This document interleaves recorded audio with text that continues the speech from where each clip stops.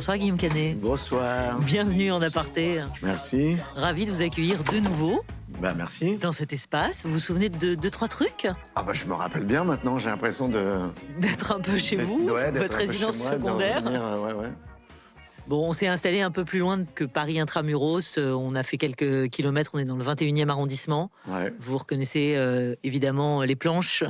Vous y étiez il n'y a pas si longtemps, c'est pour ça qu'on vous a proposé cette vue. Le festival du film de Deauville, bien sûr. Président du jury, surtout. En précisant. C'était là, il y a quelques semaines. C'est comment ce rôle-là?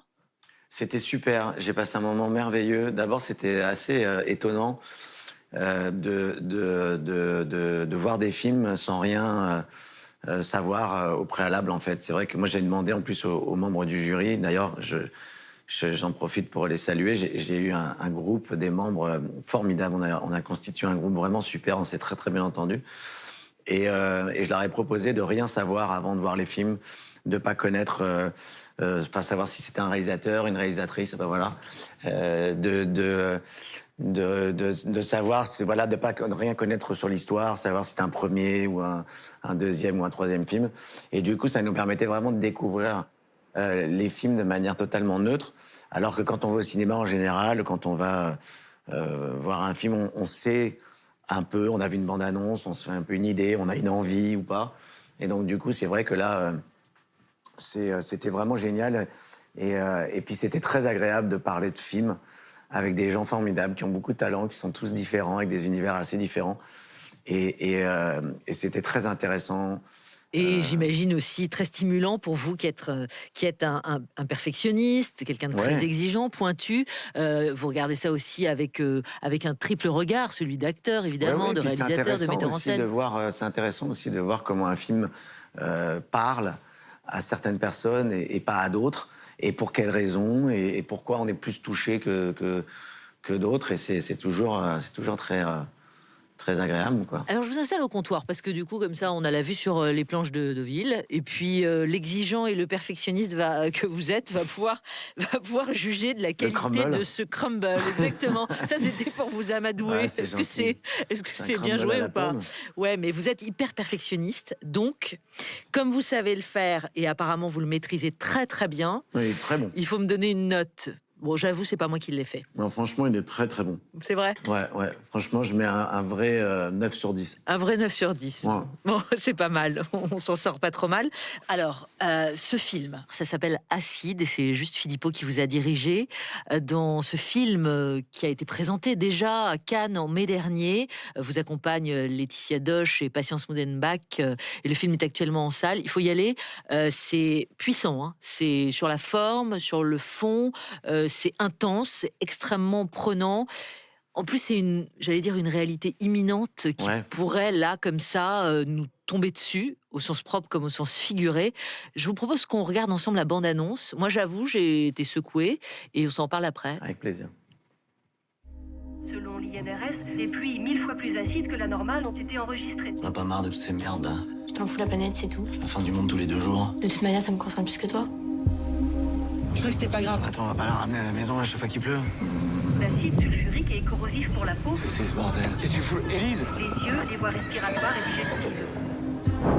20 départements en vigilance rouge à la canicule du jamais vu. Vas-y! Accroche-toi! 42 degrés attendus dans les rues de la capitale.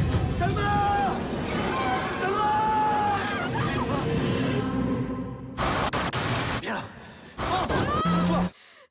Attention! Vous êtes où là? On allait où vous pouvez, putain. Dès que vous pouvez, faut aller vers l'est. Allez, dépêche-toi, faut y aller. Mais si ça pète aussi à l'est, on fait quoi?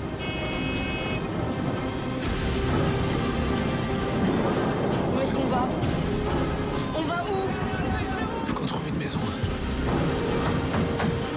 Je veux pas d'histoire. Il y aura pas d'histoire.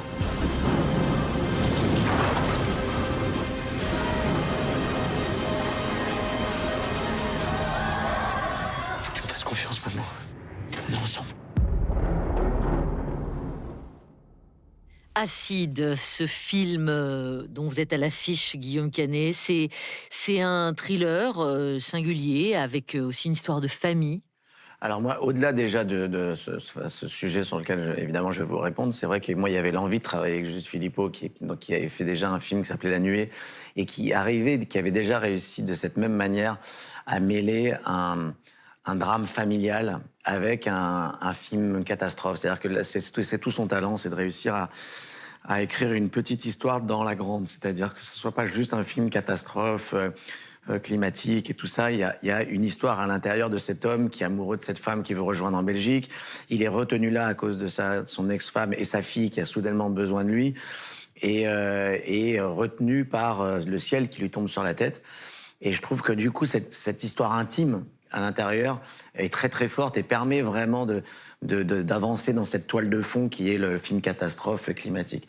Après la catastrophe climatique, c'est vrai que les pluies acides, moi c'est vrai que le sujet me touche aussi parce que les pluies acides, on en parle depuis les années 80. C'est un sujet qui est réel en fait. On a des pluies qui, à cause de l'acide sulfurique qu'il y a dans l'air, à cause de la pollution, créent ces pluies acides et dévastent pour l'instant des forêts, qui a blessé aussi des animaux, mais c'est resté, c'est pas été au point de ce que l'on voit dans le film.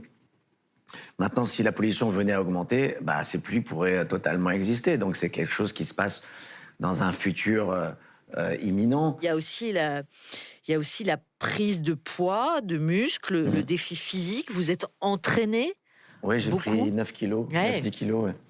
Ouais, j'ai fait de la muscu. J'avais envie que ce personnage soit massif, parce que je trouvais intéressant qu'il soit massif, mais qu'il soit brisé.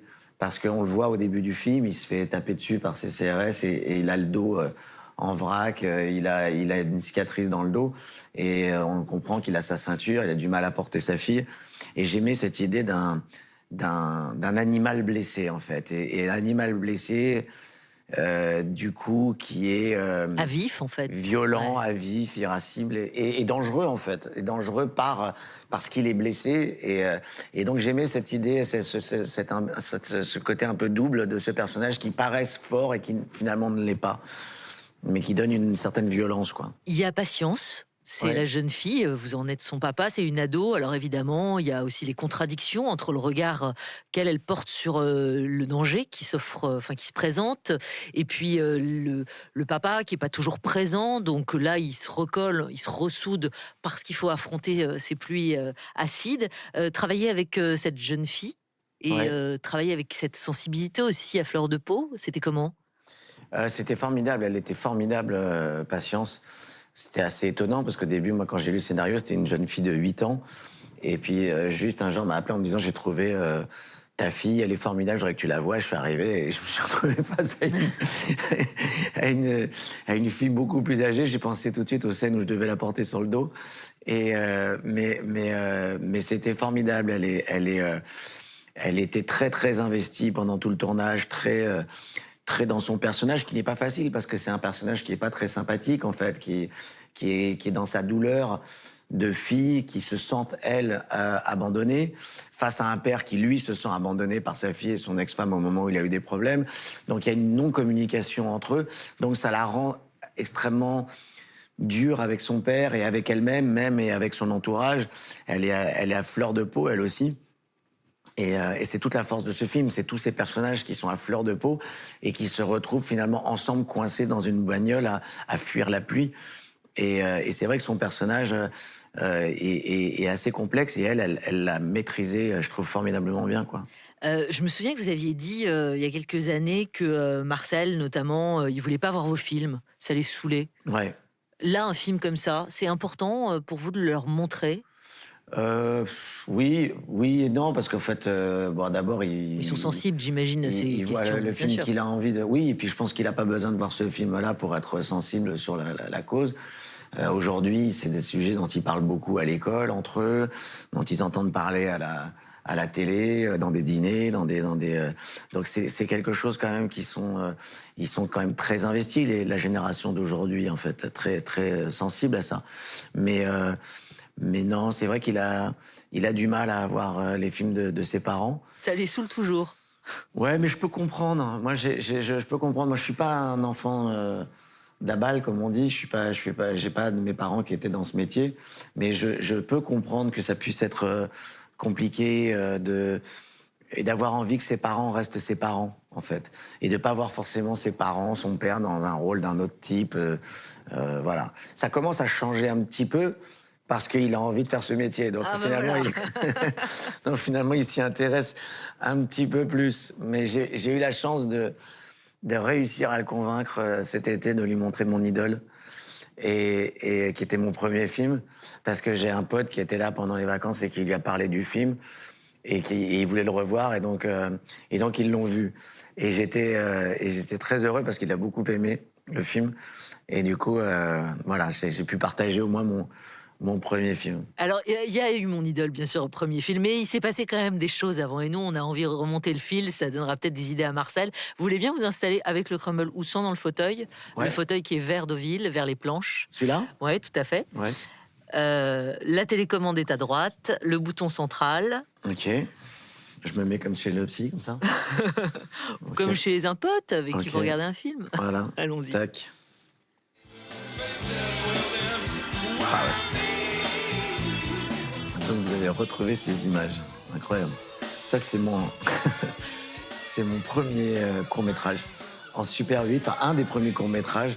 Mais c'est celui que j'ai fait vraiment avec Marina Hans, que vous voyez là, qui fait ses débuts aussi, avec Thierry de Peretti, grand metteur en scène, à gauche, et Jean-Marc Valenti, un autre pote avec qui j'étais au cours Florent.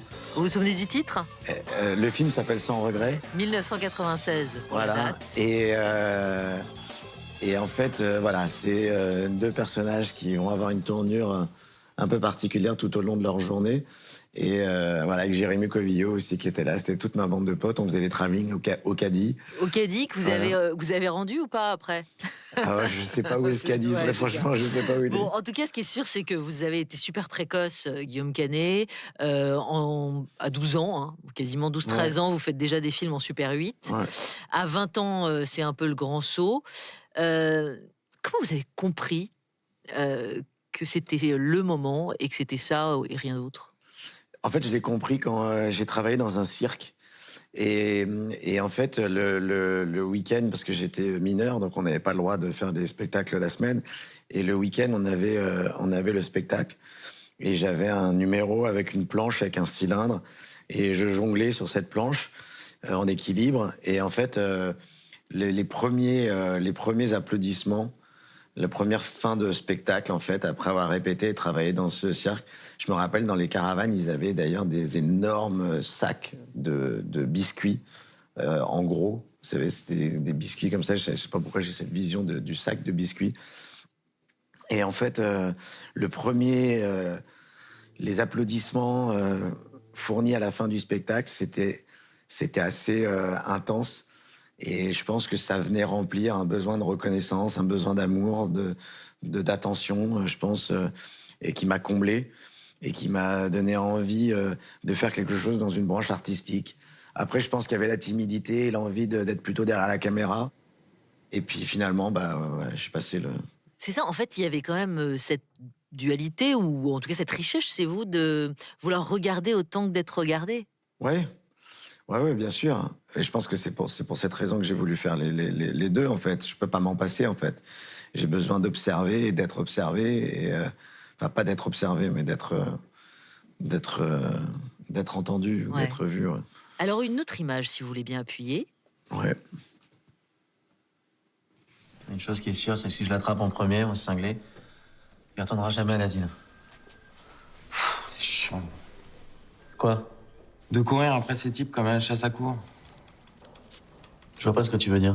À chaque fois, on reçoit des coups de fil et des lettres de ces fumiers, alors qu'on peut pas les coincer avant qu'ils assassinent la suivante. Et alors, tu veux laisser les flics le trouver avant nous? C'est ça? J'ai pas dit ça. J'ai dit juste que ça fait suer, c'est tout. Ouais. Je vais pisser. Quelqu'un veut me la tenir?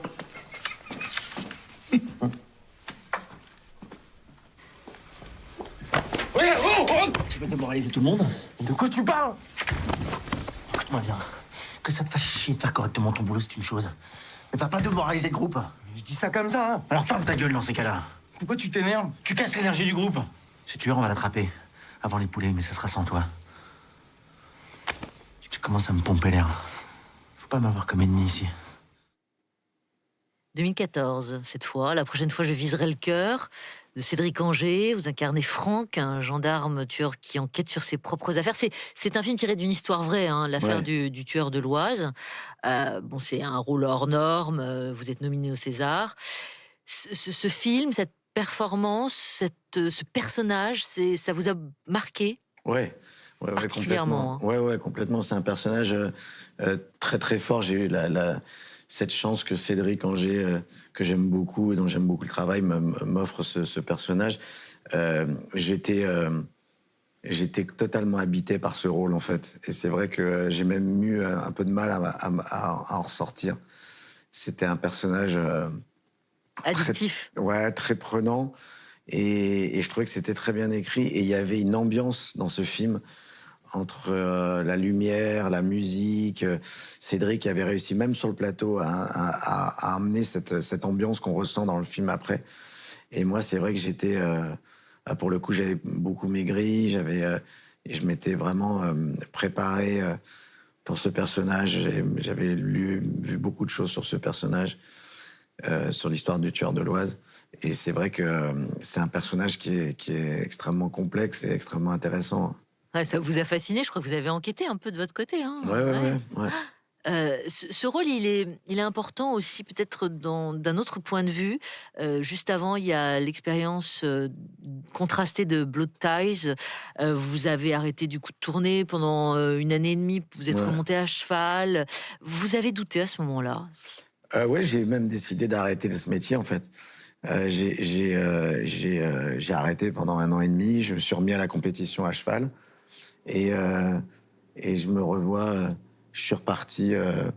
d'ailleurs, à un moment, je suis parti pendant, je crois, pratiquement 1 mois en Espagne faire des concours internationaux. Je dormais dans mon camion et tout. J'en avais vraiment besoin, en fait. J'avais besoin de ça. J'avais besoin de prendre l'air parce que j'avais effectivement... je sortais des petits mouchoirs où le film avait rencontré un grand succès. Moi, j'avais pas forcément pu apprécier ce succès parce que ça racontait une histoire extrêmement personnelle. Et le jour de la sortie, j'ai perdu un pote dans les mêmes conditions dans un accident de moto. Et donc, du coup, tout ça devenait assez salace, en fait, pour moi. Et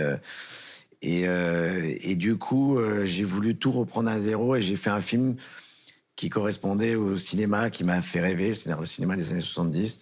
Et je suis parti faire ce film Blood Ties aux États-Unis en reprenant un peu tout à zéro, puisque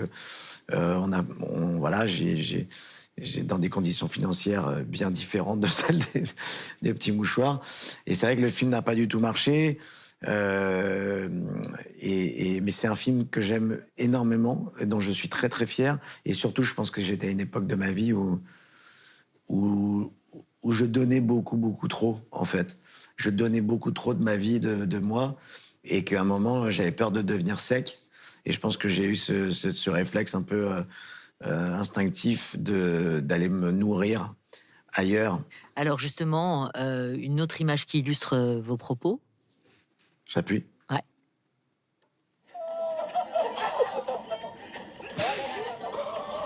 Et tu me niaises-tu, Chris d'épée? Quoi? Et tu trouves ça le fun? Ouais, ça va. Et pour une fois que je me prends une mûre, je sais pas non plus... Vu par 2 millions de personnes, on parle pour rien d'une coupelle de drink grand badet.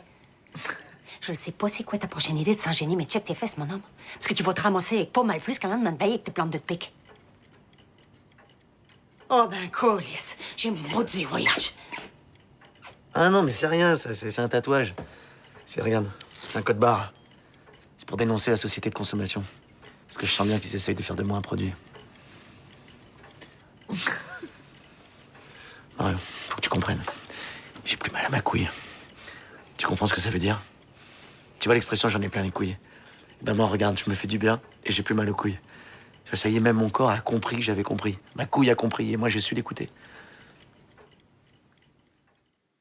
2017, très inspiré, rock'n'roll évidemment. Votre 5e long métrage derrière la caméra, nomination dans la catégorie meilleur acteur. Bon bah c'est évidemment c'est savoureux, c'est une sorte de mise en abîme puisque vous êtes vous-même Guillaume Canet en pleine crise de la quarantaine, qui fait tout pour rester désirable aussi bien et bankable en fait, puisque c'est aussi bien sur le plan perso que le plan professionnel. Ouais. Comment on part dans cet état d'esprit, dans cette créativité-là? Déjanté un peu. Ouais. Je pense à un ras-le-bol qu'on parle de notre image, de nous, de notre vie, sans rien savoir de notre vie, en fait. Et c'est vrai que des fois, c'est assez amusant, assez fou de voir ce que les gens s'imaginent de nous, de savoir si... de la vie complètement folle, de stars qu'apparemment on aurait, qu'on a...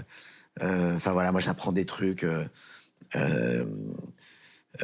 sur des maisons qu'apparemment j'achète dans le sud-ouest à des endroits, enfin bon, des trucs complètement fous. Et il y a un moment, en fait, il y a des moments où par contre il y a des choses qui sont dites et qui sont pas drôles. Et à un moment, je pense que j'ai eu un certain ras-le-bol et je me suis dit bah moi aussi je vais m'amuser alors avec ça. Et tant qu'à faire, autant que ça soit moi. Et que je m'en amuse et que j'aille dans ce que les gens peuvent s'imaginer aussi. Et donc, du coup, en fait, faut pas croire tout ce que les gens racontent. Et c'est ça que j'avais envie de raconter aussi dans ce film, en fait. Et ça mord très bien, puisque voilà. On vous suit, le public vous suit complètement dans ce décalage, en fait. Ouais. Et puis Marion est extraordinaire. Elle a accepté de jouer cette autodérision complètement dingue, de faire cet accent québécois. Inouï. Parce qu'elle fait le film de Xavier Dolan et tout ça, c'était génial. Et puis on s'est vraiment marré en le faisant. On s'est vraiment marré. Regardez derrière vous, si vous voulez bien faire un petit demi-tour sur vous-même, vers la baie vitrée. Il y a une guitare. Oh, encore ? Encore quoi ? Ben non, mais attendez. À chaque fois que je viens, vous me demandez de jouer de la guitare. Ben non, mais on a fait la dernière fois, on a fait du hobby horse. Vous voulez refaire du hobby horse ? Ouais, mais non, mais j'ai pas joué de guitare depuis une éternité. Alors attendez, pour vous chauffer, je vous montre une image et il y a du son qui va avec. Regardez à droite. J'habite la grande ville du monde. Voilà, oui, avec Mathieu. Ça peut paraître juvénile, mais plus mon amour vagabond. Aussi fatal fut-il pour nos petits nombrils.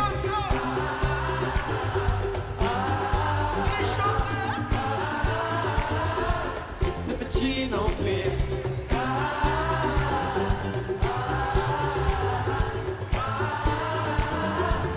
Le petit nombril. La vie ne tient plus qu'un fil. Un calice déguisant mon petit nombril.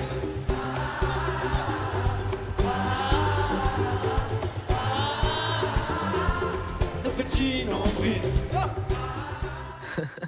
C'est votre pote M, Mathieu Chédid, bien sûr, qu'on adore, qui a signé d'ailleurs la BO d'Astérix, Obélix, l'Empire du Milieu, toujours dispo sur MyCanal, et gros carton d'ailleurs.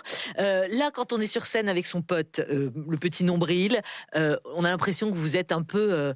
Enfin, vous êtes en liberté, quoi. Là, il n'y a plus de contrôle. Je suis mort de trouille. Non. Ah si, je suis mort de trouille. Vous donnez bien le change. En fait, Mathieu m'avait proposé, on en avait parlé de faire ça. Il m'avait déjà fait...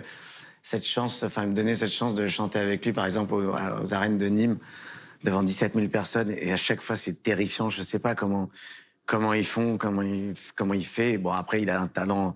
Je pense que je suis mort de crue parce que j'ai pas du tout ce talent.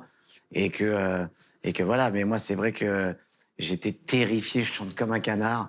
Mais en même temps, c'est un kiff absolu, non ? Mais c'est un kiff absolu. On a cette sensation. Ah non, mais après, on a une bouffée d'énergie avec des gens. Alors, il a la chance, Mathieu, d'avoir un public extraordinaire, extrêmement chaleureux. Donc, c'est moi qui ai eu cette chance-là de me retrouver face à ce public qui m'a donné des ailes et il n'y avait pas de jugement. Et ça leur faisait plaisir que je sois là avec mon pote et que je chante avec lui. Mais c'est vrai que c'est pas pour mes talents de... Bah, vous chantez juste, en tout cas. Et là, vous voyez, ça vous titille. Alors, allez-y, hein. Non, je jouais comme ça parce que vous m'avez demandé. Je sais pas quoi jouer, hein, donc... I started a joke, which started a whole world crying. Ouais. Et cette séquence va être reprise de partout et tout le monde va se foutre de ma gueule. Pour vous remercier parce que vous avez joué le jeu et c'est super sympa, j'ai un truc à vous offrir. Ouais, Mais pas n'importe quoi. dites-moi. Derrière vous, dans l'angle du canapé. Ouais.